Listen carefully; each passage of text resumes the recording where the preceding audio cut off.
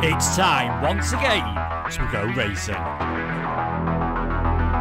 It does not get any better than this. The pressure is really on now. Yes, it's pole position. Lights out and we're racing in PSGL. The first lap has been absolute chaos. What an overtake! Oh no! I've never seen anything like it. Side by side again. This will be settled right at the end.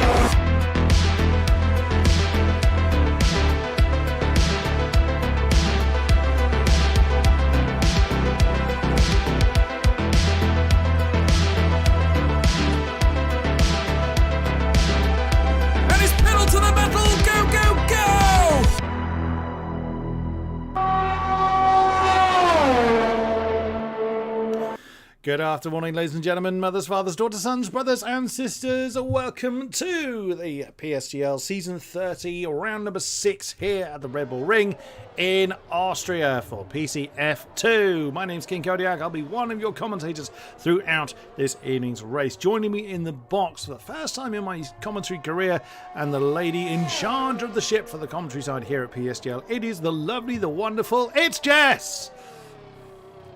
Hello, Chris. Hello, everybody. I'm actually very excited for this one, Austria. It's always a good track in PSGL history, and we had a good race last night, actually, in the F1 division as well. Good final few laps as well, so should be a good one. I've came from the PS side as well. My first commentary this season on the PC side, so looking forward to seeing what this tier has to offer.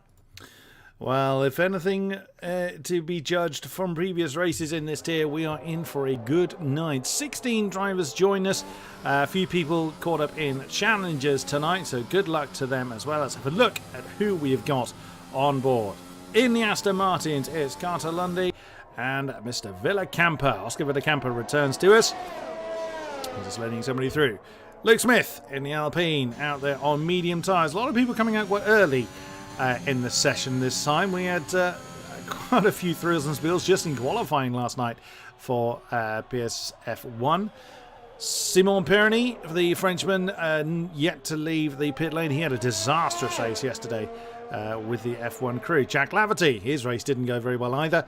In the Haas, just starting his first run. Joost Noordijk was very much involved in battle, even led for a while. In the Mercedes, he hasn't left the pit lane as yet. Norbert Jakob, why am I stripping over his name all of a sudden? In the Ferrari, where is he? Just trying to click on his name. He's just set a time, 1:03.746. There he is. Oh, and that's a Williams, one of our stand-ins, Vadim Zvetkov. Hopefully I'm saying that right. In a very, very wayward Williams, as it was saying. Joost Noordijk has now does he have a quali ban? Because I know there were some penalties, I believe. Miss Jess, could you double check if Joost is on a quali ban? Yes, I believe so. I'll need to double check. Yes, he did. He fell in to get out of Norbert Jakob's way in time during qualifying last week. There was no impeding, so to speak, but it was too dangerous to go unpunished. So Joost Noordijk will be starting at the back of the grid unless people behind him invalidate, which is unlikely to happen. And I don't think there's any other qualifying band. It is just Joost. Pretty sure it is just Joost. Thank you for that, Jess. We have Duncan Hofland in the second Mercedes. He's come out to play on... he's invalidated his first run on the soft tyres. He's having another go. Another one of our reserves in the Red Bull, it's Danny.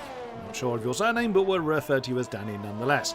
Championship leader Thomas Ronhaar in the McLaren. He is out there doing his thing as Andre Terrebuchen jumps up into second with a 1:03.5 in the Alpine with medium tyres on the board. The third reserve in at the moment. I think we should have had 4 as Luke Smith has. Luke Smith's retired from this session. He's binned it. Oh no, he's actually had an incident. There he is. He's had an incident on the exit of Schlossgold, and he has had an oh dear. So he's brought his own session to an end, and Zvetkov has left the session. So he's had a bit of a problem. Yeah. So next of the reserves is Manolo Villa. as Thomas Ronhard jumps to the top of the tree with a 103.0. In the AlphaTauri is Manolo, so we'll see what he can do. Ruben Pedreño, involved in many battles yesterday, is in the second McLaren, and Tom Martinez is the 16th runner in the session as Zvetkov returns to us. Right, Jess, what are your thoughts towards this particular circuit? Is it yay or a nay from commentary, from driving? What are your thoughts? As a driver, I absolutely hate it. As a commentator, it's just, as I was saying at the beginning, it has so much action, it is high speed, it is the closest qualifying laps that we've ever seen in PSGL as well in terms of gaps, I would say. I think it will only take a small margin for these drivers to get into the top 10, and they may even be outside the top 10 if they just make the small mistakes. And don't forget, these are the drivers that are looking to be in PSGL in the future, maybe challenges if they haven't already. So we're actually going to see what these drivers are made of here. I think we'll see the pecking order here as well. And if it's dry, shortest lap on the calendar as well, apart from obviously Zandvoort as well, it's quite short lap as well, but Austria, one of the shortest. And I think definitely one of the more famous incidents in recent memory, Lewis Hamilton and Alex Albon exit turn 4. They both collided, and we know how that ended up, didn't it? Yes, the Orange Army was certainly out in force for a certain world champion. So Verstappen is usually fairly popular in these parts. Speaking of orange, we are now looking at Pedreño in the McLaren, working his way past Roush and down the hill towards Worth. I think it's turns 7 and 8 if I remember correctly, but the map I have has names rather than numbers. What's his first time going to be? What can the Spaniard do? Into Rindt, down towards Red Bull Mobile. As another time jumped onto the board. Pironi is up into second, but that's not his time. And Pedreño makes it a McLaren 1-2 at the moment with a 103.127. Now, we did see some 102s towards the tail end of the qualifying yesterday.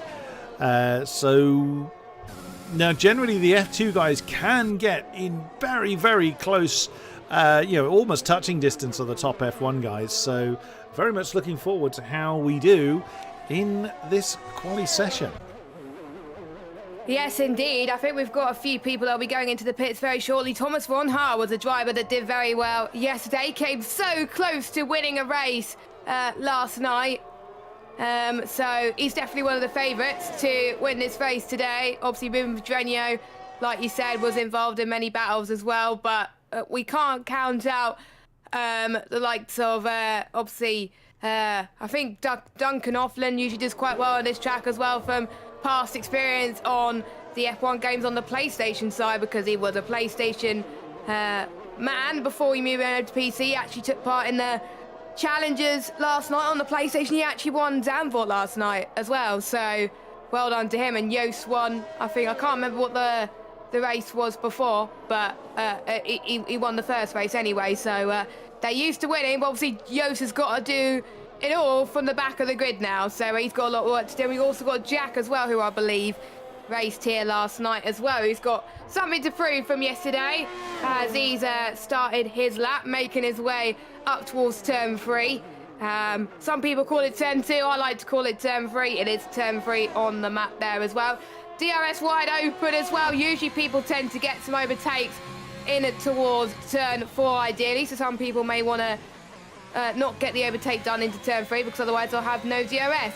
Past turn 5, heading in towards turn 6. If you're very brave, you could get a move done there as well, but probably not as they head towards turn 7 now. Usually we see a few spinners there from recent memory, both in real life and in the league racing scene, as I tend to find out from my experience racing in Austria in the dry. Heading towards turn 9 and 10, people have been trying to avoid the track limits because the stewards are keeping an eye on it. What could Jack Laverty do? P2! That is a decent lap from the Haas driver, and it does help that he had a bit of experience in the F1 tier yesterday. Not that far behind Thomas Ronhard, who's currently sitting on top of the timing sheet. He's also on the lap, and he was 2 100ths quicker than his set to 1 best at the moment. No, he's not. I think he's backed off a little bit, so I'm guessing he wasn't happy with that lap. Look at that. 3 drivers chasing Ronha within a tenth of a second. Now, the lap is so short that you do expect the gaps to be closer, but yet still, I am still very, very surprised that the gaps are as close as they are, as we've just seen Jack Lamberty run over Luke Smith's still stationary wheel in the middle of the track, or at least on my screen. But yeah, Jack didn't have a particularly good run yesterday, so he's certainly setting himself up for a much better run this time out. Pedreño is back out there, but the yellow flags are for people just giving themselves that little bit of a gap. I'm surprised that we're seeing so many people out all doing laps and very few of them on the medium tyres. Usually there's that, you get that quiet period of people doing their cycle laps and then coming in. Although Q2 yesterday was quite amusing because it was dry, or started dry-ish and got wet very quickly, so everybody flooded out of the pits at once. That was quite something to see. The entire field all mule training out of the pit.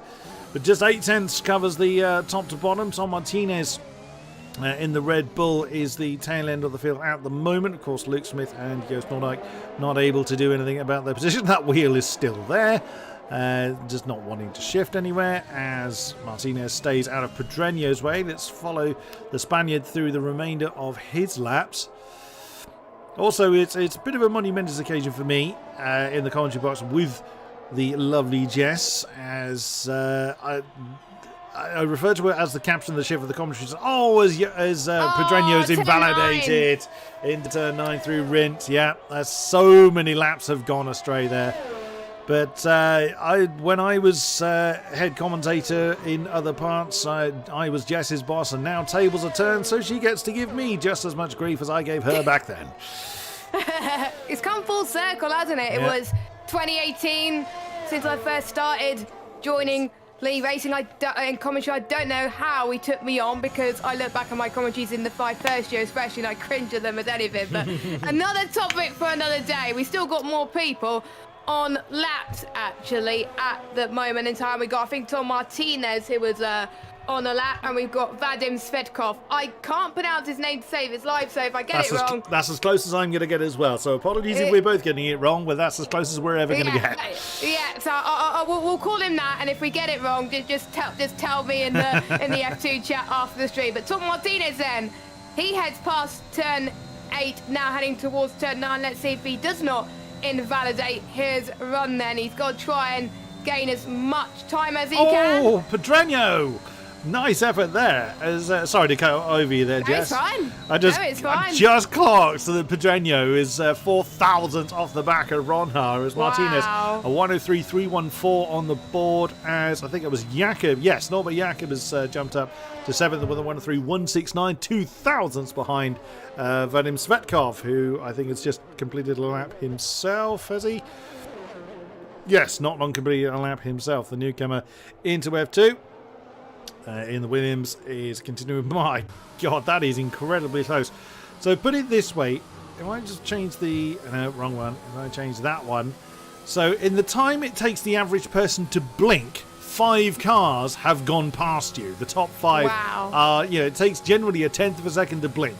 So that's everyone from Ronha to Lundy would have already gone past you by that point. That's how close they are. Not even 2 tenths separates the top 10. That's how close it is. Usually they analyse these kind of laps in F1 esports, where they compare a Q2 lap to a Q3 lap, or they compare P1 to P2. And usually in F1 esports, it's just little mistakes. You can't even tell when they made the mistakes. That is how close we are here today as well, with the top 5 within just under a tenth. It's like F1 esports all over again. I'm very impressed with Carter Lundy at the moment as well, being up there as well, because for most of the season so far, up until last week, he was in F3, and then he got promoted to F2, and he's already doing a great job in qualifying. So it shows that the big boss, Mr. Big C, has faith in Carter Lundy, and he is proving some worth at the moment tonight. But he's still got quite a bit of time to find to even get pole position. I think we could go into the 102s, because I know Thomas Ronha reached the 102s last night, so it's still time to be found from everybody on track at the moment. But Manolo Villa is on a lap at the moment, so we'll see. He's got some clear air as well, which will help, and he can't have the clear air as he invalidated in turn 1. That you never want to see. It's horrible when you've done your out lap, you're getting yourself ready, psyched up, and bang, first corner bites you. Oh dear, oh dear. Well, he's not got a fuel warning light on, so hopefully he's able to. Well, he's revving the death out of the car, so he's not saving any fuel by doing that. Who's going to be next over the line? Is that going to be Simon Perroni? Yes, it is. Everybody's coming back out. We are fast approaching the Banzai phase, as I call it. And there goes Perroni. Let's follow him through the lap into turn 1, using as much apex and curbs as he dare. That was Vatkim's Zvetkov. I'm going to have to keep reading that to get it right. Through the non-existent turn 2, up the hill, heavy on the brakes for Remus. Turn 3, kiss the apex, run a little bit wide, car skating a little bit. Purple sector 1 according to the map. 103.065 is Ron Haas' time. That's only just over a tenth off Simone's previous time. Kiss again the apex at Sloskull. Turn 4, now coming down the hill. This is where Luke Smith got it all wrong and buried his car in the wall. Roush, turn 5, coming down the hill. Now Worth, turn 6, very quickly into 7. Keep the car nice and steady, don't wander onto the grass. Yellow flags there because people are slowing down. Tom Martinez stays out of the way, as does, I think that was Villacampa indeed.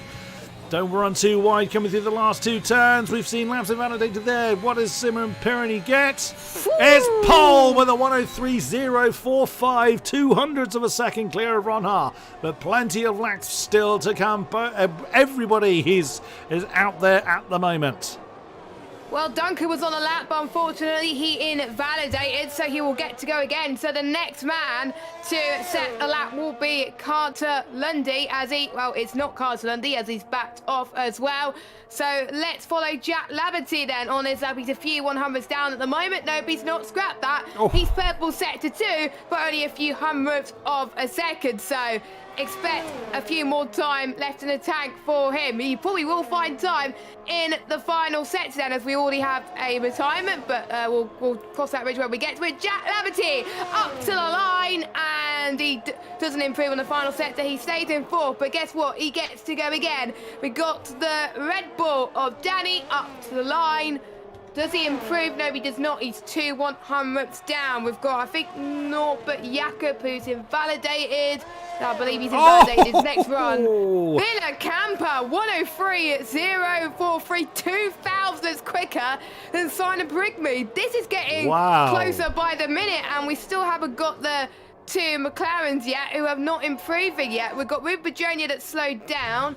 Thomas Ronhart, I think he's going again. It's hard to tell from my end as well. But yeah, I wonder, is anyone going to beat Villacamber by the looks of it? Don't think so. We've got to keep an eye on Thomas Ronhart and maybe the likes of, I don't know, quite a few people actually. Most people have already done 1 lap on the softs already. So this could be it, but you never know. You never know. I think it's Carter Lundy coming over the line with a 103.05 on the board to put him into 3rd place. Nicely done in the Aston Martin. Who's next to come over the line? I think it might be Danny. Yes, it is. Oh, that's invalidated in the last, so no improvement there. Jakob is in the pits. He won't be improving. Here comes Ron Ha. Can he improve? Where is he? He's behind the tower, and he is done it at 102.939 for Thomas Ron Ha, championship leader. Every round he scored points in. It's been a podium in this series so far. Good Lord, that is impressive. Oh my goodness, is anybody out there? No, everyone else is either in the pits or circulating, having completed their lap. So it's Thomas Ronha from Oscar Villacamper for your top row. And then it's Simon Perroni and Carter Lundy, F3 promotee on row 2. Pedreño and Laverty, row 3. Danny and Svedkov, 2 of our reservists on row 4. Great effort there on their maiden voyage in this tier. Then it is Norbert Jakob, Duncan Hoffland, row 5. Paris Burrell, good to see him back with us. We haven't seen Paris a great deal many times, but it's always welcome to have him on board. And Andre Terrebuchen on row 6. Manolo Villa and Martinez on row 7 with Luke Smith and Joost Noordijk at the back end of the field. You know, Joost won at France, so he knows how to score well on his car, but he's going to have it all to do here at Austria. Yeah, he does. Luke Smith, the only one eligible to set a lap, did not set a lap there. But Thomas Ronhart, he has come leaps and bounds since he joined the PC side, because he used to be on Xbox. And we did say, people did say to us, watch out for this guy. And, isn't he proving it? He is improving, definitely. He is proving that he deserves to be in F1 esports, definitely. Oh, yeah, keep an eye on this name. That's an absolute truth. Look at that. On a track that sees so minor improvements, he found a full 10th over Oscar Villacampa. Absolutely unreal. Now, we always say the mistakes are costly, but when the times are so close, that mistake is amplified even more so. What's the weather going to be like this time? Oh, I had a feeling it was going to be wet because everybody was out on soft, very few times on the mediums, and it was a constant run of soft tyres. Oh dear, that's not light rain either. That is absolutely chucking it down. Ooh. This is going to get spicy for the Austrian Grand Prix, isn't it? We had a bit of wet qualifying for Q2 in F1, and we're going to get a bit of a wet race here in F1 as well. I think we had it a bit towards the end last night as well, but not enough for them to go onto the intermediate tyres. But I do see on Vadim Svetkov's garage that it is Inters, which I don't believe, because it's absolutely soaking out there. There's probably still going to be standing water as well. So I was going to say about the strategy being soft to mediums, that's thrown completely out the window now, because it would have been an easy one-stop race for these drivers, because the tyres don't go off as quickly as in other tracks on this game. But we don't know what strategy they're going to be on as well. The Inters last the same time as the medium tyres, which is roughly about 20 laps. But if they want to, if their time management is good enough, the rule states on the game at least, they can last the whole race, either on Inters or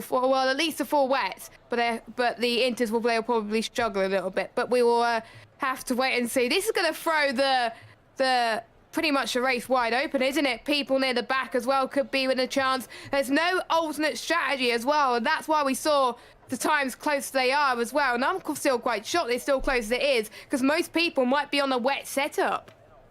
That is very true indeed. So, and who's put the practice in for wet conditions? I've often mused that it's the lesser trodden path, isn't it? Not many people tend to practice the wet weather conditions. Everybody is on Inters at the moment. So, whilst the rain looks pretty heavy, you're riding on board with Thomas Ronhart. I'm not seeing any standing water anywhere just yet. So the rain clearly isn't heavy enough for full wets. You need a lot of standing water for the full wets to be the viable choice over the intermediates. So we'll see what the status of that is. Let's look at the cloud cover. That looks fairly consistent. So no short-term break in the weather, but we'll see what happens then. Thomas Ronhart leads the field around this very short circuit. It's unlike Jess, I do quite like driving this one. I'm not good at it. I'm not good anywhere, frankly, but I do enjoy this one. I've buried many a lap into the dust on the outside, particularly of Turn 4 at Schlossgold. But this it's tricky at the best of times. And Joost Noordijk, now at the tail end of the field with wet weather conditions, all bets are off at this point. But chat, make yourselves known. Who are you vying for? Let's get the votes out there, get the confidence in the drivers. Let's see who you're supporting. I'm going to get my prediction early on as well. I think because it's a track that you need to overtake well at, and the DRS is disabled, don't forget, in the wet. I'm going to go with, usually if it's a dry session, I would have gone for, actually I still would have gone for Thomas Ronhart anyway, because he is a go at trying to defend as well, but he doesn't have to rely on DRS today if it stays like this. So I'm going to have to go for Thomas Ronhart for the win, but whoever gets P2 and 3, I literally do not know as well. And to that, I'm not as good in the dry, but I'm very good in the wet. I actually got my first league racing podium around here in the wet conditions. So there we go. But your reaction on your stream was very apt for that, I will say. Here we go then to get this race underway. We know the procedure. It is time to wind them up and let them go! And it's a very steady start, as you would imagine, coming away from the way everybody has gotten away all right. Of course, Ron Hart leading the way. Indeed, a very good start from Jakob. Whoa, that's a big move from Hofland, trying to make some move. Lots of running off wide. Everyone's trying to keep their cars pointing in the right direction. Looks like everybody has survived so far. Now up the hill, coming towards turn 3. Whoa, that's Laverty getting a bit squiggly. Slams into the side of Carter Lundy as well in the Aston. Struth alive, looks like everybody has survived, but I would imagine there's been a lot of banging and bumping going on. I wouldn't be surprised if we see some pit stops at the end of the lap. Yes, indeed. Thomas Ronhart already pulling away off the start line. Same with Simon Perigny as well. But lots of midfield battles happening at the moment, in particular at the back as well. People like Luke and Joost and Manolo trying to get off of the back lot. As Ruben Pedreño actually trying to go side by side with the Williams and the Alpine as well. Heading towards turn 7. He makes it stick quite nicely as well. Andre Tarbukin makes his way himself up to P7. And we've got Danny and Paris going for a move. We've got loads of moves happening in the back as well. Paris yellow barrel. flag. That's Paris has spinned it and he's disconnected or left the session. I don't know. And we got more contact. It's I don't know what's happening. Oh, it's people going to the pits. Oh, Joost. Oh no, beg your pardon. Because of the way the pit lane is, it almost circumvents the final turn, so it does upset the tower. But that's 4 drivers into the pits. Svetkov, Smith, Hofland, and Burrell.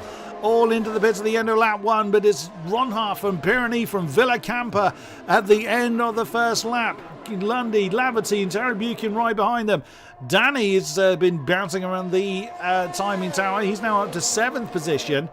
And, of course, everybody that had been to the pits staying on the intermediate tyres. Big lock up there for Ronhart, which is not really that unsurprising. We saw a lot of that in the wet qualifying yesterday in the F1 tier. The unloaded tyre does lock up very, very easily with the wet conditions. There's spray starting to be generated off the back of the McLaren, you can see from that camera angle, which Simon Perigny is getting a big old face full of. If anything, that rain is starting to get a little heavier. So we might see, if that continues to be the case, we might see wet weather tyres coming out later. We will see. But already, disaster striking for 4 of the drivers. Oh, Tarbukin. Whoa, my goodness me. There's someone flying off the road. Laverty's coming into the pits as well. Who on earth flew off the road?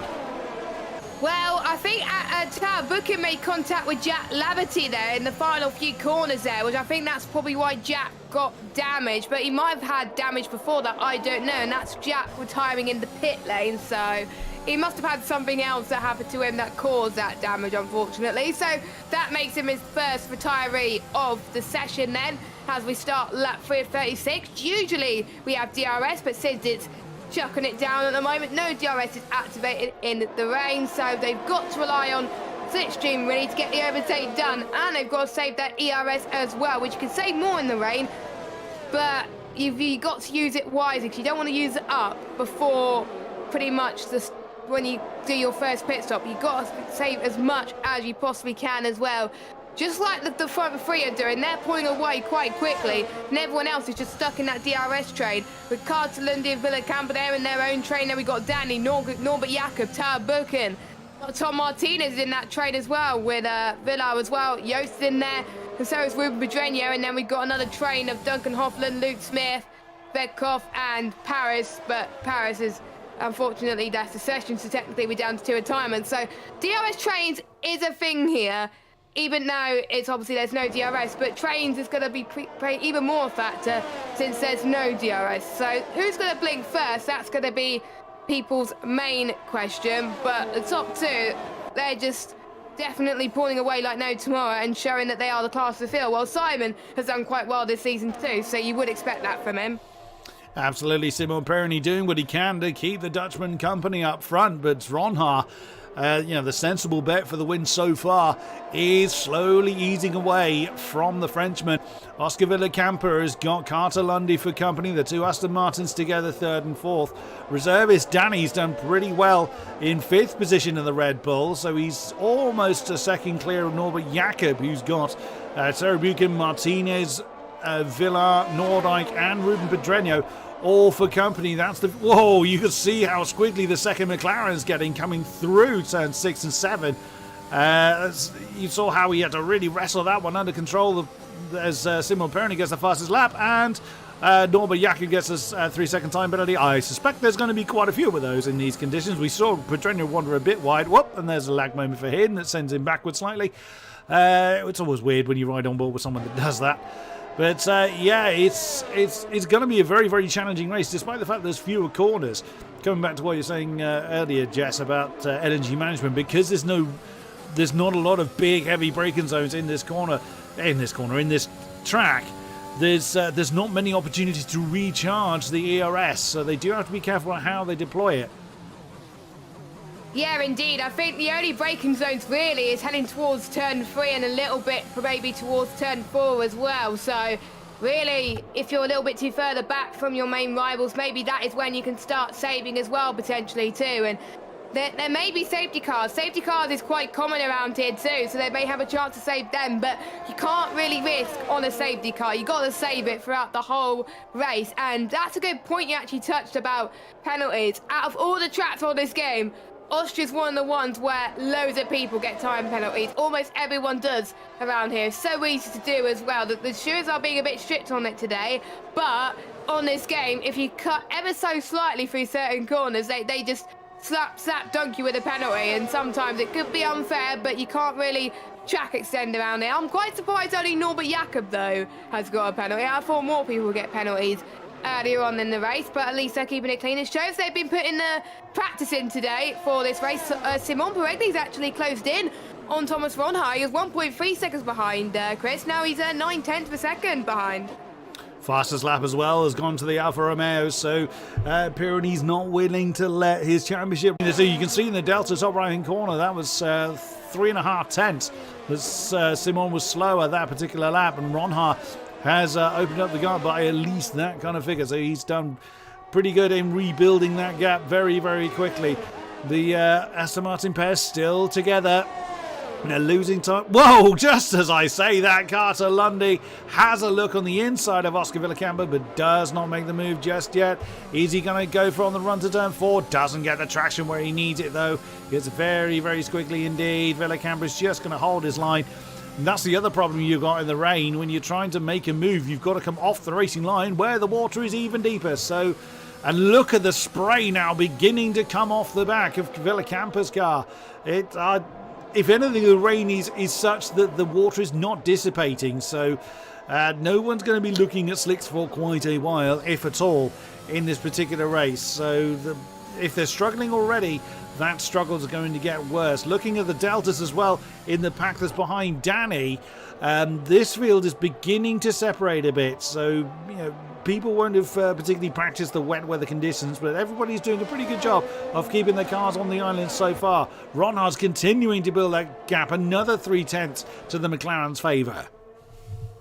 Yes, indeed. I think Thomas Ronha has found more heat into his tyre. He was probably saving his ERS as well. That's why Simon Peregni was actually closing in a few laps ago as well. Maybe Peregni is struggling with the tyre temps. We don't know. So I'm sure he has something saved up his back pocket at the moment for him. And he's still in second anyway, so he'll probably still take that. Because this season, really, it's all about consistency in order to do well in this championship. So sometimes P2 may be enough, but I know some people may want to get P1, as Luke Smith has got a 3-second time penalty. So now we've not got 2 drivers on the penalty board right now, and it was a 3-second one, not a 5-second one, luckily. So he's got more time to find, and he's a few tenths behind Duncan Hoffland as well. Duncan Hoffland actually dropped down a few positions since the very start. Luke Smith has gained a few positions. Biggest gainer so far this race, obviously Joost started last because he had a qualifying ban.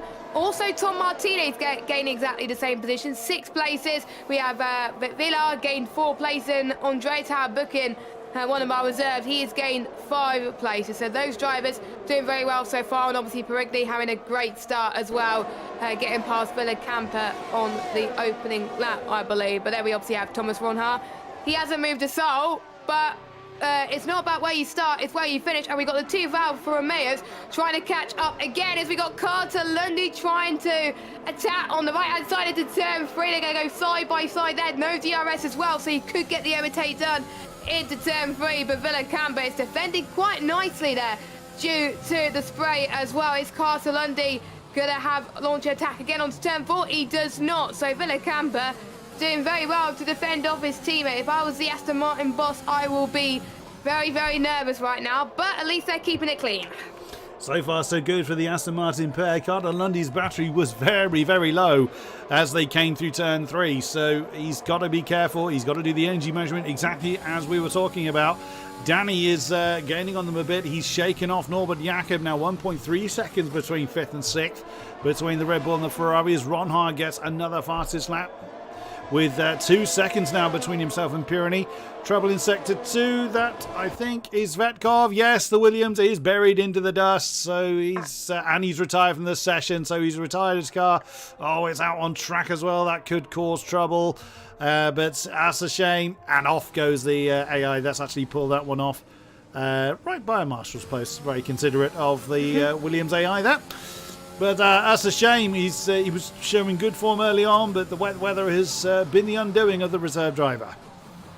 Yes, it has as well. Maybe he didn't put as much practice in, but for some drivers, they were called at last minute as well, so they didn't have time. But you got to learn to adapt sometimes. In F1 esports as well, there has been instances where their third driver was called in last minute, and you have to pretty much be on the money from the get-go. You got to practice as if you are a full-time driver, because you never know when you get called. Like Nico Hulkenberg in real life a few seasons ago, remember, in real life, he got called, I think, 30 minutes to the start of qualifying at one point. So it is possible that it could happen even in the best of times. So obviously, the busy life of challengers drivers, people may get sick, people might just have a bad Wi-Fi, bad connection. So you've got to be on your A game if you're a full-time driver or a reserve driver here, as we're watching Peregni's ERS management. He's doing quite well, 77%, but he needs to actually start pushing now to close in on Thomas Ronhard, because he's got enough battery to do so. We're watching Carter Lundy.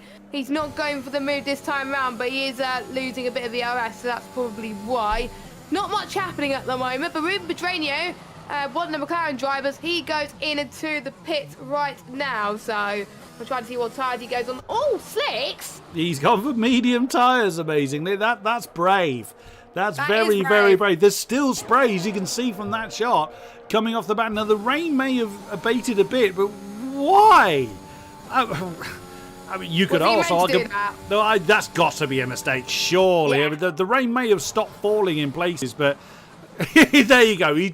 There's no way he was slowing down for Remus at the top of the hill. That's whoops. Yeah, that's all over the place. There's no way. About a week early for the slick tyres. I genuinely thought that the rain was going to carry on going, but there's no way that Pedreño is going to be able to do anything here. Any advantage he would get. Oh, no, he's in the wall. Yeah, that's hit the wall. So it's not just going to be tyres that Pedreño comes in for again. The end plate amazingly looks like it's still there, but oh dear, that's that is far too early. I was starting to question him as well, because it looked like it stopped, but it's so damp. There's still spray in there as well for the drivers as well, and even though people got to take the gamble at times, it's just definitely not enough for slick. So people will be listening to their Jeffs, they'll be listening to their gut feeling as well, and they're probably seeing Ruben Pedreño thinking, hang on, he's on the slicks, how is he doing? And then they're probably starting to see on the track map him losing position, and then they realise, actually, it's not good for slick tyres yet, so they're carrying on as well. But I thought it was going to rain for the whole race, I agree, but that opens a whole can of worms for this race then. So they'll be stretching out the inters, I would have seemed, pretty much until the dry period, and it could last more than 20 laps, so their tyres could be at puncture territory, and inters on a dry track, that's going to be quite difficult as well, so you've got to time it absolutely right. We could see DRS as well, so that's good news for Thomas Ronhard, because he's got a comfortable gap between himself and Peregni, and he doesn't have to worry about anyone's attacking him from behind at the moment, but he's got to go on the right strategy course. Strategy will come into effect. We don't want to see what happened in Russia in real life, with Lando Norris staying out in the slicks, and he ended up losing his potentially his first win, which we were absolutely gutted. So hopefully we won't see the same again, but we saw the same with Ruben Pedreño, both of them in the McLaren, so there we go. Pedreño's on another set of mediums. He's determined. He's determined to make these work somehow. The rain does seem to have stopped. Yes, but yeah, okay. Your optimism is being stretched somewhat. And he spun at exactly the same point he did last time. He's going to get lapped. And he's reset the track. Well, there's nobody anywhere near him. And here comes... there are a few people coming past him now. Terabukin has come into the pits. So 12 laps on his inter tyres.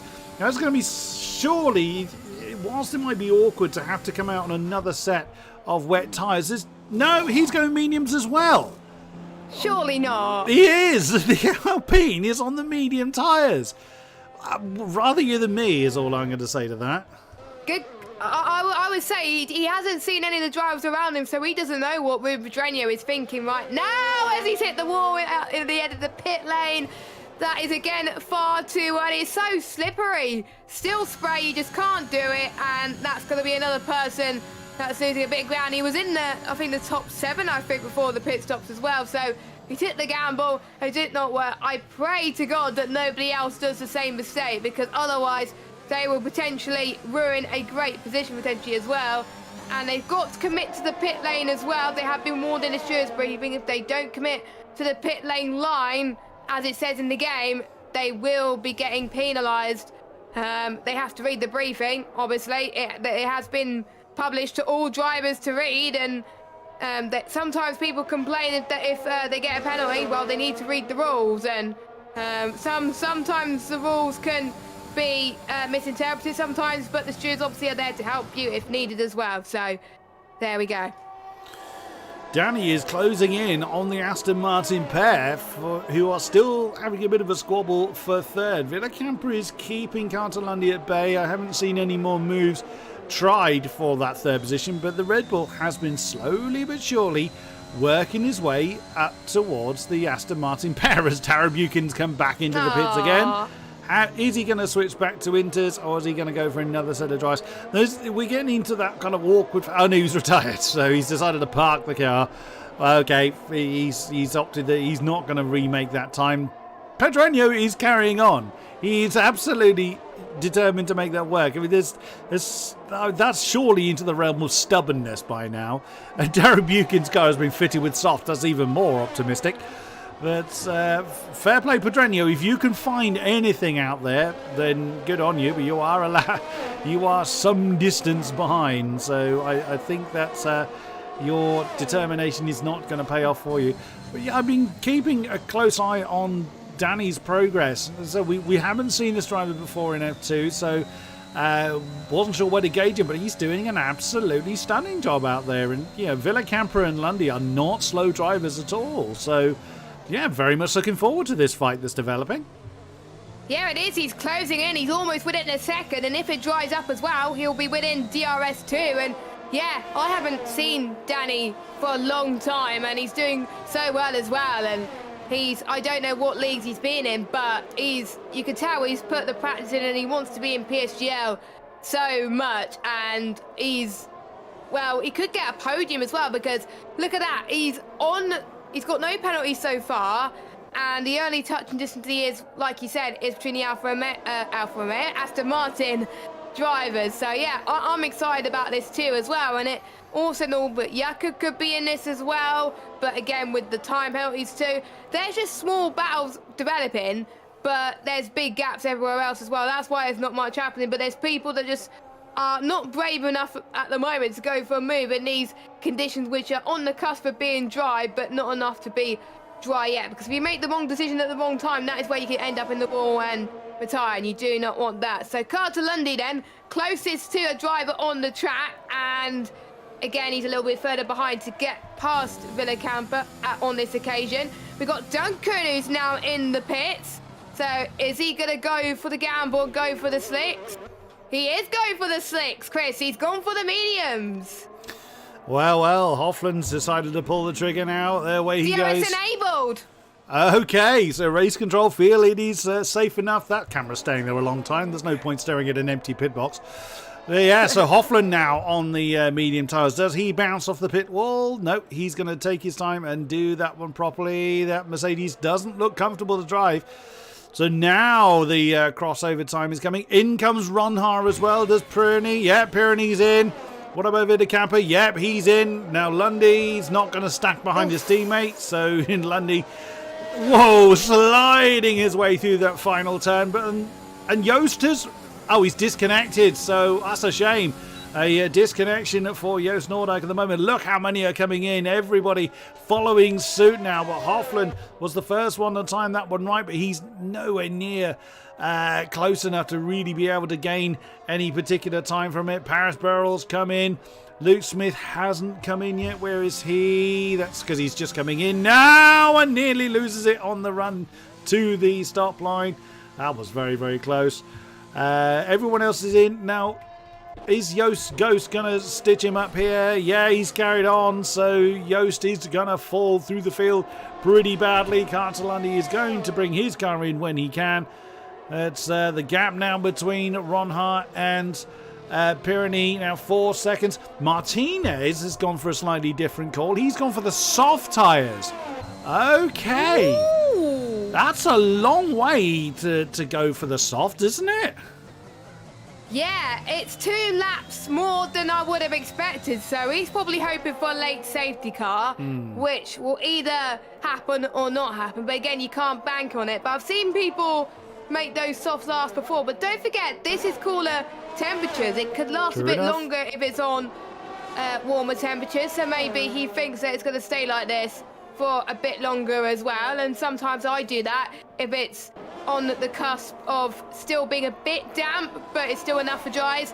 Maybe that could be the safest bet as well, so you can spend the next 2 laps trying to save your tyres, and then from lap 20, that is when you start to push. But we will see. We'll keep an eye on Tom's progress during this race, because if he times it right, that could be absolutely huge. He's going to try and close in onto Manolo Villar now in P7, and we're starting to see lap times on the medium tyres as well almost get to like it was usually in race pace like we saw last night with the F1 guys as well, which is great to see. And Ron Hart's pace on the drive, I have to say, is crazy. 4.5 seconds. He was 2 seconds before the pit stop. He's from another planet right now against Simon Peregni right now. So this is his track for him. It helped, obviously, he had the practice yesterday in F1, but he's had practice in Xbox, he had practice in other leagues as well around this track as well, and it's about how you improve from league to league. You can't win every race, of course not, and he's probably learned from his mistakes in Austria in previous iterations of season, so he's learned from it and he's doing very, very well. Danny's up to 4th place as well, so what's happened to Carter Lundy? Is he he had to pit quite late. Yeah, he had to stay out. I think he would have lost time whether he stayed out or go into the pit, so that is very frustrating for the Aston Martin camp. That's why Danny got promoted to P4. Yeah, that's has bitten Carter, but then it was inevitable whether he double stacked or whether he'd gone stayed out. I mean, who knows what's realistically going to be the better option. By the way, he's in 6th position, staring at the back of Norbert Jakob now. Field is relatively spaced out, although Luke Smith is gaining pretty quickly on Duncan Hofland. I wonder if Duncan's made a mistake somewhere, because that gap has really shrunk pretty quickly. And here goes the Alpine. He's going to dispatch of the Mercedes pretty easily. Wow, just dances around him. Can he slow it down? Yes, he can. Coming through turn 4 as the fastest lap goes back towards Ron Hart. Who, yeah, exactly as you say, he's not of this world. He's absolutely untouchable at the moment. And continuing here on his merry way. Oh, Danny, we've been bigging you up all race, and you've just put your name on the penalty board. Goodness me, commentator curse. That's one for us too. Hey ho, we'll see what he can do with it. Nonetheless, I mean, if everybody gets a penalty, then it will make very little difference. But he is doing what he can to catch up with Oscar Villicamper. The fastest lap is, of course, going to continue to change hands as the track continues to get quicker and quicker and drier and drier. Yeah, I'm curious to see out Tom's progress. He's just under 2 seconds behind Manolo Villa now, who himself is, he's 1.2 behind Carter Lundy. We'll see if that gap changes.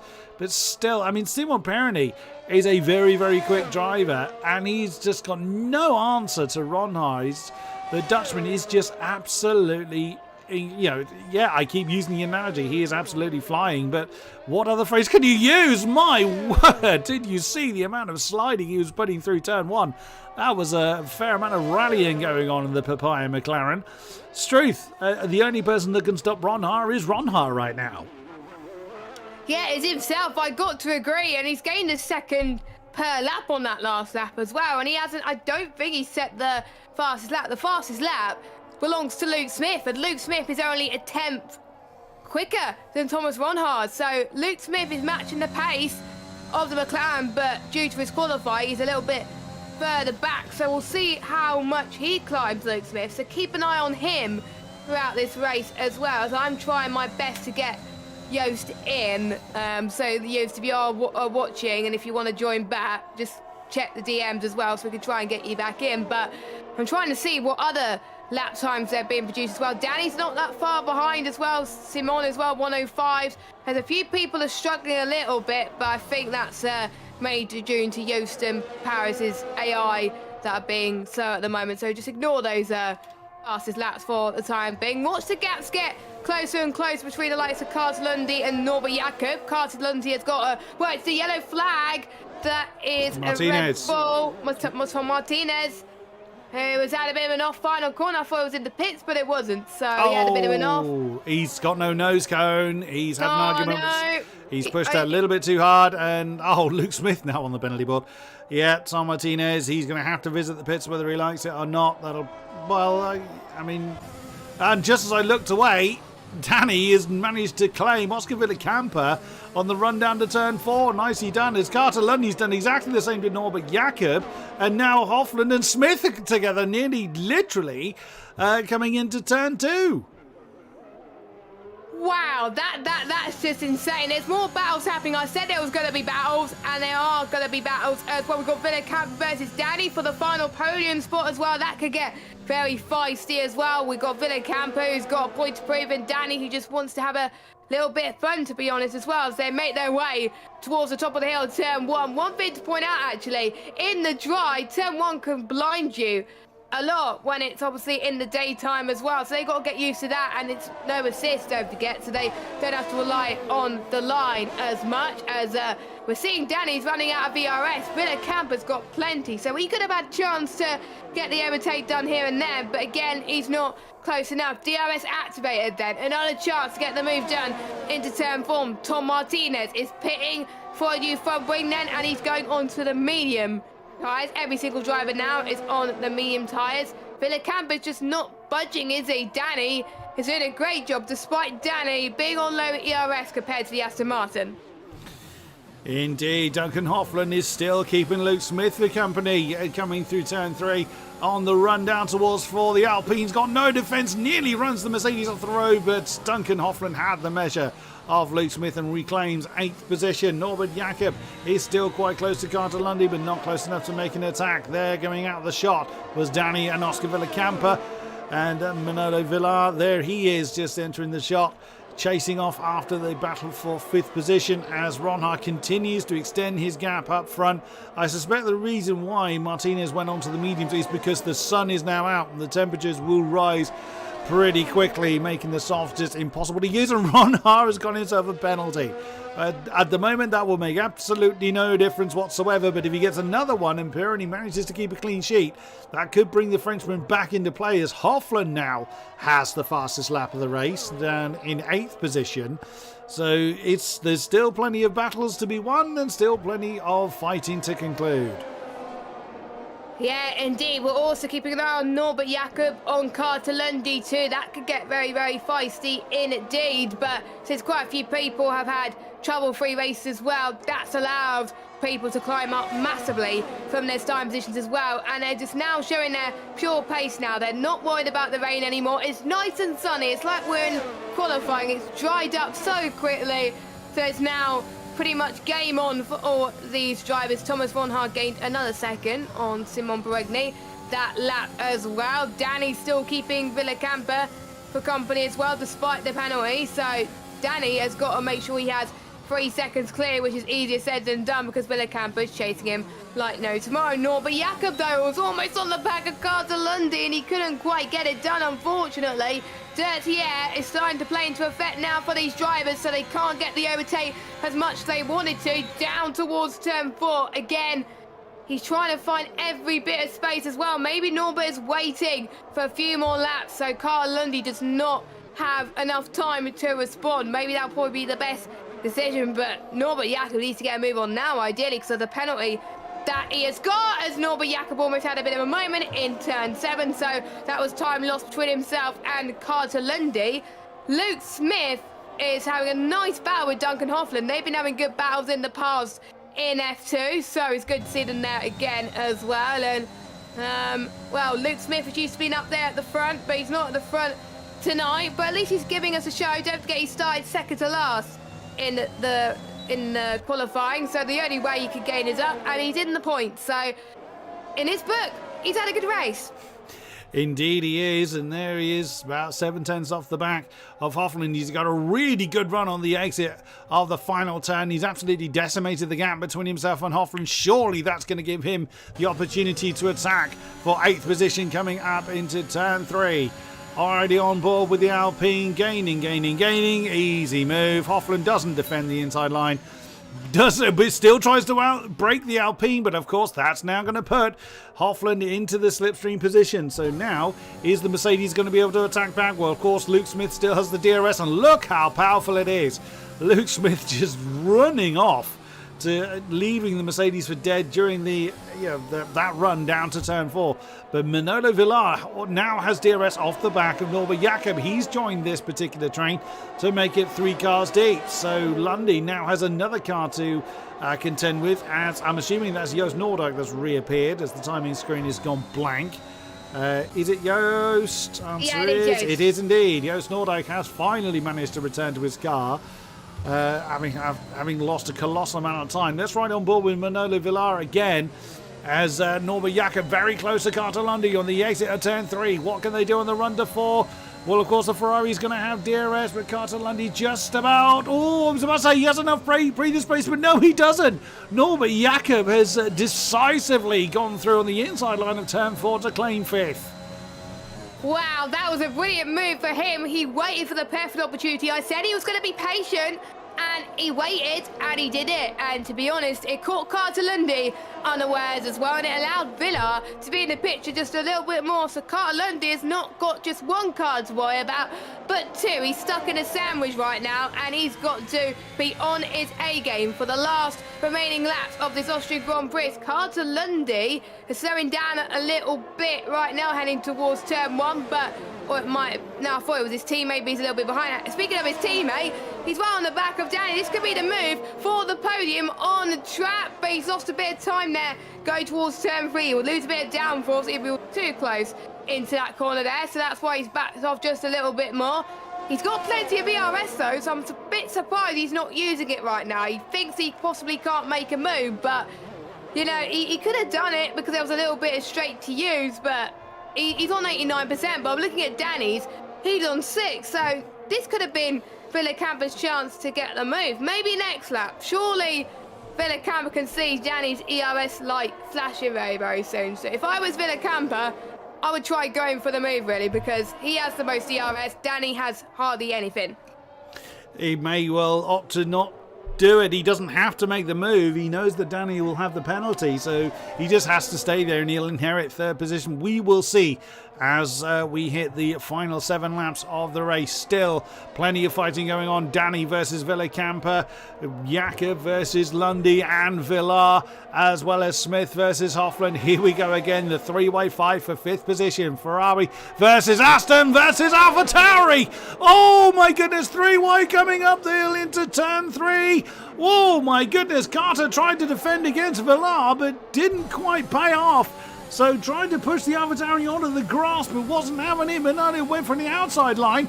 Now commits to jumps to the inside line for 4 as Joost Noordijk is coming into the pits again. That might be the end of his race. Wow, this fight is... that is indeed the end of Joost Noordijk's race. He's parked the car. He's lost too much time. He's not going to continue. That's a great shame for him. But wow, Manolo Villar from a fairly difficult qualifying now up into 6th place and challenging very, very well indeed. He is as well. I think a lot of people are starting to realise they haven't got long left to go at this race, and they're absolutely fighting for every position they've got. Even the likes of Duncan Hoffman and Luke Smith are fighting as well. Carter Lundy, surely he's going to get the move done into turn 3 very, very shortly, but Manolo was probably thinking of the same thing, so we're going to see it could be 3 wide again, going towards turn 3. Manolo goes for the right hand side, Carter to the right as well as they head towards turn 3. Luckily it's not 3 abreast, but it's so close. They're trying to leave as much space as they can. Villar doing a great job trying to defend from both of them as well, but Carter to the right hand side they go. Then towards turn 4 then, can he go for the long way round and go for the attack? Then it's going to be very, very close. He decides to back off for now. He decides to wait for another lap break. Could have ended in tears, but these 3 are giving us an absolute show. I'm surprised these 3 haven't ended up in a wall. That's pure respect from all 3 of them, which is really great to see from this F2 tier as well. And Carter Lundy has been pushing so much, he's almost out of VRS, so he's got to go and move on, because his nearest rivals have got even more, only slightly more to be fair, but it's going to be quite a few battles going on as well. So Villar will be breathing easy just for a little bit, but he knows he's got 2 chasing cars in his mirrors to worry about. Or has he gone a bit wide going into turn 1? This could be Norbert Jakob's chance. It's not like the Ferrari needs an open invitation. Here we go again. 3 wide up into turn 3. Ferrari on the inside line. There's Jakob. He's gone too deep though as Villar comes back at him. Now Carter Lundy gets the run on the way back down the hill towards turn 4. That's not the camera we want. We'll go with the Ferrari. There's Manolo Villar defending on the outside line of 4. He keeps Carter Lundy at bay. And Norbert Jakob tries an outside manoeuvre but can't get it done. My goodness me, they are leaving nothing on the table. Let's have some of this. I'm keeping an eye as well on the gap between Duncan Hoffman and Luke Smith. Oh, that's surely an easy move for the Mercedes, yet the Alpine had no answer to that, as well as Luke Smith having a penalty. That might be the end of that particular battle. Also, Danny does have Villacamper in his sights, but Danny also with that penalty may opt to not go for it. Whoa, Carter Lundy again jumps to that inside line. I'm not quite sure why he does it. Maybe he has a big oversteer coming through that final turn. But either way, it's going to be difficult to look away from this pack of 3 for the remaining 4 laps. Yeah, it is as well. I wonder if Carter's going to go once again. Maybe Norbert Jakob will go once again heading towards turn 3. Maybe the next lap, but Norbert Jakob's right on the gearbox of Carter Lundy then. How much ERS has Carter Lundy got? 16%. Norbert Jakob a little bit too far at the back, so maybe they're just trying to save their battery right now for the penultimate few laps, because you don't want to be burning too much ERS for the most of this race, because otherwise you will run out and you will lose too much power and electrical energy too as well. And yeah, I've got to agree, these 3 have been on absolute charge for majority of this race. Luke Smith has got Duncan Hoffman back in towards turn 4. No challenge for Duncan Hoffman there as Luke Smith is back up into 8th place. Another battle which we'll be talking about for the final few laps. They're probably going to be switching, but Luke Smith does have that 3-second penalty. Duncan does not, so that's probably why he's not bothered that Luke Smith has got past him, but surely he wanted a little bit of a fight then. Round number 4, I would say, between these 3 right now, as we've got Villar right. He's definitely under huge pressure right now as Carter Lundy going for the attack then. To the right hand side they go towards turn 3. Norbert Jakob right in the middle of this as well. A little bit of contact as well from both of these drivers. Carter Lundy running a little bit wide there as well. That could be a time penalty. We shall see. Carter Lundy though is fighting back. It's redemption for him right now as they head to turn 4, trying to go for the inside line this time. Can he make it work and get past Villar? Maybe. Heading towards turn 5 now, still going side by side, heading towards this corner. Carter Lundy gets the job done, up into 5th place. Wow. Wow, talk about keeping a level head. He got a bit of a nudge from Jakob coming through turn 3 and managed to defend for the rest of the lap from the advance of Manolo Villar. Great effort there from Carter Lundy. It was just a tiny, slight split second too late on the brakes for Jakob, but here we go again. 2 laps to go, and this battle just could go anywhere. To anybody, yes, Jakob is carrying the time penalty. Most drivers are. Here we go yet again. Villar on Lundy. Jakob are trying to deal with a pair of them. Oh, wasn't sure what Jakob was trying to do there. Almost trying to part the ways between Villar and Lundy. Now, Manolo Villar back ahead of Carter Lundy on the run down to turn 4. Lundy goes to that inside line, but is he going to banzai on the inside there? No, Norbert Jakob commits to the outside line, but can't make it work. You're running out of laps here, gentlemen. What are they going to do? As Perroni now gets his name on the penalty board. Not that it makes any difference. Villacamper is too far back to capitalise on that. Danny is still a few turns behind. Duncan Hoffland and Luke Smith have swapped round in exactly the same place they always have done. They're both carrying time penalties now. I'm assuming that, well, Luke's is up to 9 seconds worth of penalties now. So a fairly academic end to that, I'm afraid. Final lap then here at Austria. Who is going to win out? It looks like the podium 3 might be set, but the battle for 5th is still raging on. Yeah, it is as well. It's not going to be over until it's over. Norbert Jakob will probably stay in 7th position due to his penalty, but Carter Lundy wants that P5 as well. We got Danny Villacamper going for a move heading towards turn 4. Danny gets the move done quite nicely as well, but we'll keep an eye on to see how Carter Lundy does heading towards turn 4 as well. Will he go for a similar move, maybe? Yes, he does. This time he goes for the right-hand side line. A little bit of a touch as well. He looks committed to it again. Heading towards turn 5 now. Carter Lundy is up into 5th place. We got Thomas Ronhar about to cross the final corner. And there he is, your winner here in Austria is the McLaren, chucks it into the wall in celebration. Thomas Ronhard takes the win. Pyrenees is going to take 2nd, and Danny will cross the line in 3rd, but due to penalties will be dropped out of the podium spots. Oscar Villacamper up into 3rd, but who's going to win out for this battle for 5th? It's going to be, with that great final move, it's Carter Lundy in 5th, Manolo Villar 6th, Norbert Jakob 7th. Luke Smith did indeed stay ahead of Duncan Hoffland on the track, but with his time penalties, and there's another one. That's 12 seconds now he's got to the good. He's still going to be racing here next week at this rate, but gives it a wiggle, chucks it into the wall as is customary to destroy the car on the final lap. Tom Martinez, what might have been, tried to get the alternate strategy to work for him, but to no avail. Paris Barrel we lost early in the session, along with Joost Noordijk, Ruben Pedreño, Andrei Tarabukin, Vadim Svetkov and Jack Laverty, as Tom just crawls over the... Well, actually he's ghosted, so we lost Tom quite some time ago. Wow, mate, yet again Austria provides some incredible action. Driver of the day, Manolo Villar. Well, why not? That's based on where you start to where you finish. He had a pretty rough qualifying, but you cannot deny yet again the Dutch flag being flown proudly by Thomas Ronhar. Another Dutch winner as well, because we obviously had Jarno Opmeer last night with a sense of victory. So 2 Dutch on top of the world at the moment. Jarno Opmeer was current esports champion.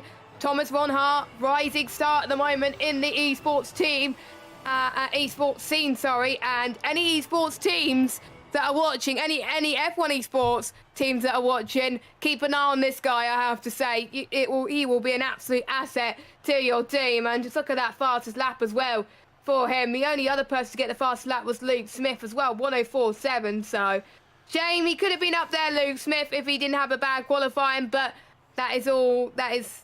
It was a bad option, unfortunately, but he had a good recovery drive at least. But Thomas Ronhar wins again, and he extends his championship lead. And he does. So before any stewards' intervention, it is Thomas Ronhar from Simon Perroni, Oscar Villacamper, Danny in 4th, Carter Lundy 5, Manolo Villar 6, Norbert Jakob 7, Duncan Hoffland 8, Luke Smith 9, and Tom Martinez rounding out the top 10. We technically lost Tom Martinez, but his car crossed the line in 10th at least. Then it was Burrell, Noordijk, Pedreño, Tarabukin, Svetkov, and Laverty. Are non-finishers of the race. Wow, what a round we have had. Let's get the holding music on, and let's see if anybody wants to come and have a chat to us, shall we? Because my goodness, it would be good to hear from some of our drivers. And yes, we have quite a lot of people wanting to come and have a chat to us. Oh yeah, I'm not sure we'll get to speak to all of them, but let's have a chat with some of our drivers at least. We've got to talk to our winner. It would be rude not to. Let's welcome into the box, Thomas Ronhar. Hello. Holy, you are just untouchable. The only person that can stop you is yourself right now, Thomas Reinhardt. You must be on top of the world. Yeah, I think the race itself couldn't have not gone any better. Pace-wise, very consistent. Maybe even better than yesterday, to be honest. Yeah, all I had to do today is redemption, to be honest. Redemption from yesterday. That was in my mind the whole race. And yeah, paid off. I don't think you have many people that doubt your ability, Thomas, but Struth, if you wanted redemption, you certainly earned it. Was there any kind of worry when you saw it was going to be a wet start to the race, or were you still pretty confident? I knew my setup was capable of the in these upper conditions. Wasn't very worried about it. Yeah, at the start, I think Simon and me had like equal pace at the beginning of the Inters. But then once the stint went on, I knew my consistency came into play, and managed to be slightly faster than Simon. But yeah, he drove a great race as well, so GG's to him. Another win on the board for you. The championship is looking pretty strong for you. Is it a bit early to be thinking about the title, or is it just take each round as it comes? I mean, anything can happen in the championship, you know, it's very competitive.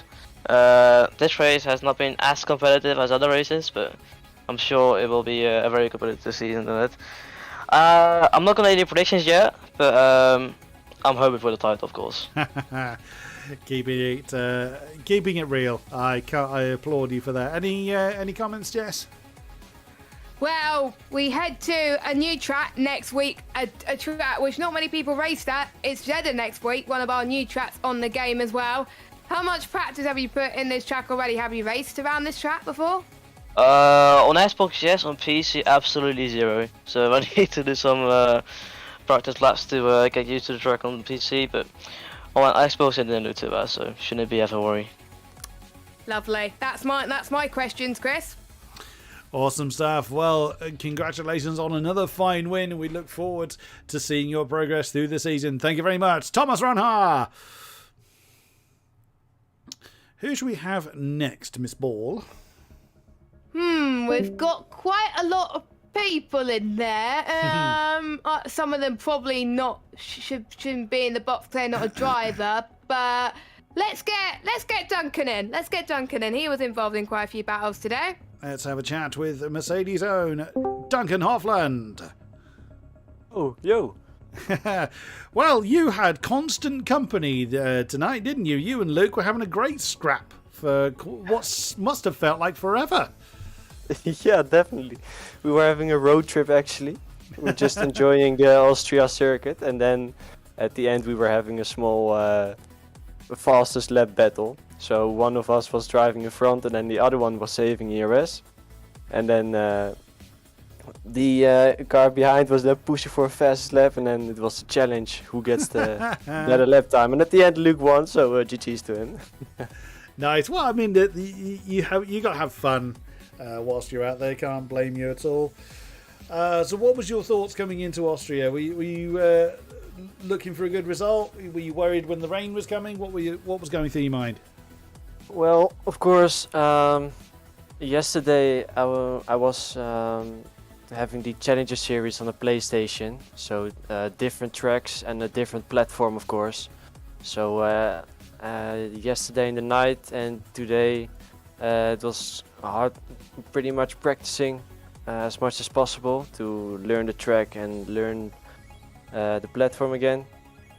But yeah, of course, I was not as confident as the rest of the drivers who have like a week or something to practice for this track. So yeah, and then it was raining as well, and yeah, we didn't really have time for that to practice, so it was not ideal. But you still gave it your all. Fair play to you for that one.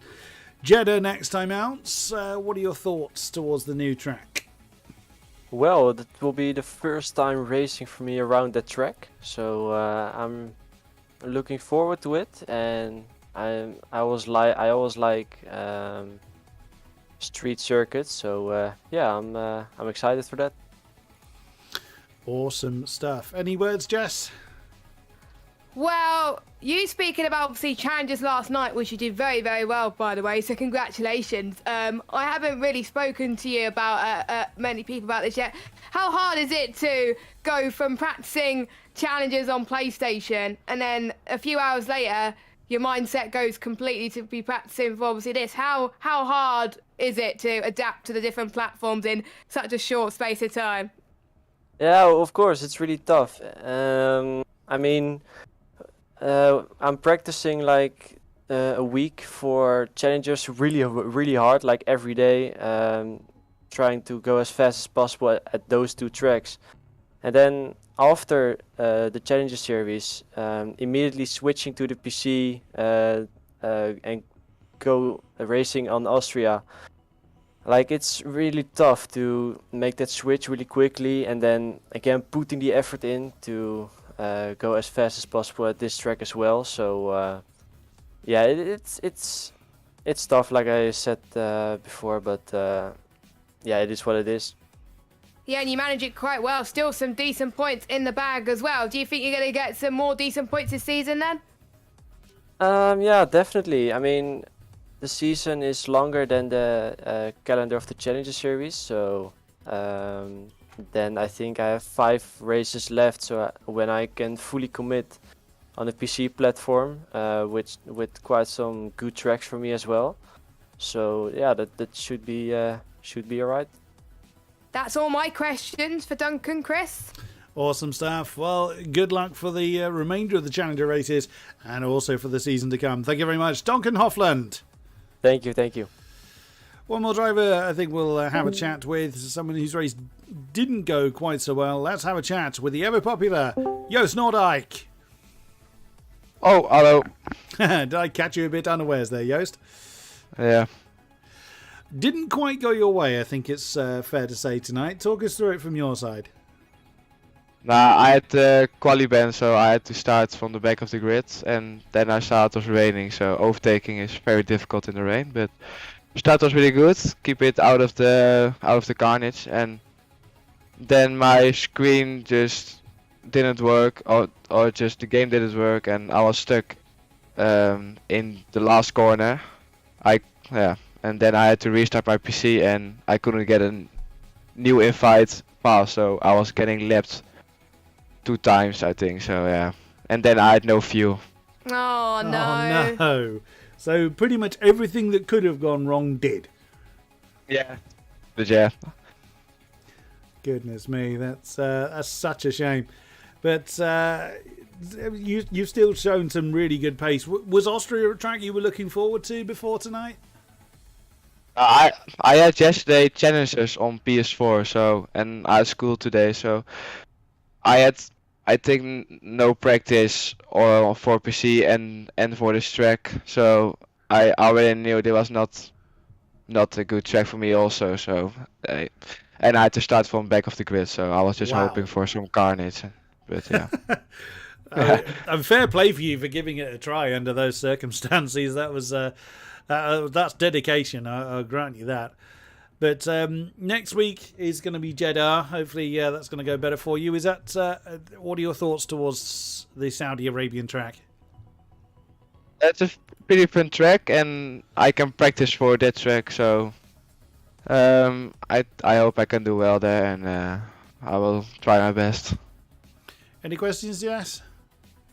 Well, after tonight not going your way, what is your focus now to make sure that your season goes a bit better than what happened tonight? Hopefully, less problems for you, less game problems for you, maybe.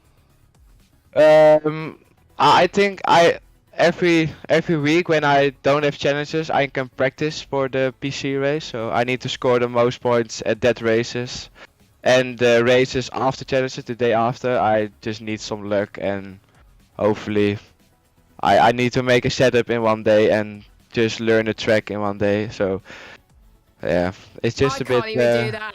So, and you still manage to keep up with a lot of these guys in this league as well. So best of luck for the rest of the season. Thank you. Indeed. Best of luck for the season to come. Thank you very much, Joost Noordijk. I think we'll wrap it up at that point. Thank you very much to our drivers for putting on a fantastic show. Thank you very much to those that have been with us throughout the stream and those watching post-event. You are always welcome here at PSGL. And of course, thank you to the wonderful Jess for keeping me on the straight and narrow and joining me here in the commentary box. Always a pleasure to be with you, my dear.